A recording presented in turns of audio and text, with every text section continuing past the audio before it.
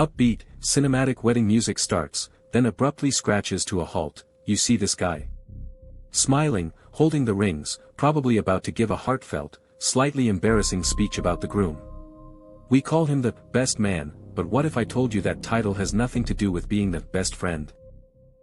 What if it meant he was the best at fighting? The best swordsman?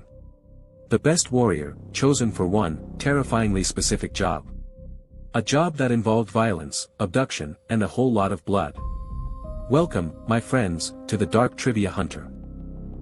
To understand the best man, we have to travel back to a time when marriage wasn't about love, it was about alliance, property, and sometimes, brute force. We're talking about the ancient Germanic tribes, the Goths, the Vandals. In these times, if a man wanted to marry a woman but her family said, no, maybe he wasn't rich enough, or from the wrong tribe, he didn't just give up. He practiced something called coemptio, or more bluntly, marriage by capture. He would literally kidnap his future wife. Now, you can't just stroll into a rival village and steal someone's daughter by yourself. Her father, her brothers, her cousins, they're all coming for you with axes and spears. So, the groom needed backup. But not just any friend. He needed his strongest, most loyal, and most skilled killer.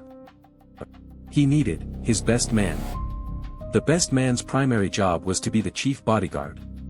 While the groom grabbed the bride, the best man would stand at his side, sword drawn, ready to fight off anyone who tried to stop them. He was the shield, the enforcer, the second in command of this romantic raid. And this is where another tradition is born. Why does the best man stand to the groom's right at the altar? Because back then, he stood on the groom's right side to protect his sword arm, leaving the groom free to draw his weapon at a moment's notice. The bride stood on the left, safely out of the way of the sword. Of course, the other groomsmen weren't just there to look pretty in matching outfits. They were the rest of the groom's war party.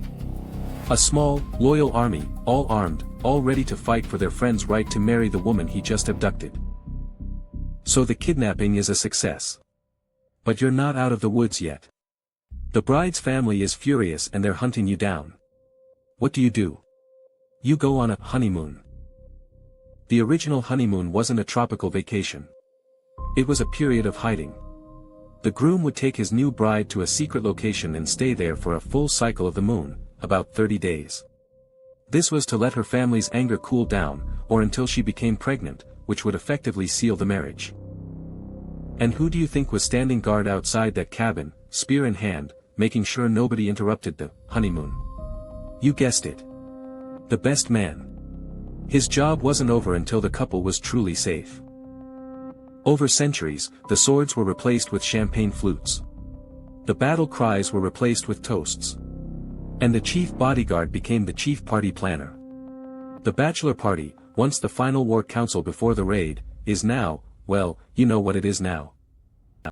So the next time you're at a wedding and you see the best man nervously fumbling with the rings, just remember his ancestors. Remember that his original duty wasn't to deliver a speech, but to deliver a beatdown. To guard, to fight, and to ensure the groom got the bride, one way or another. History is never as clean as the white dress.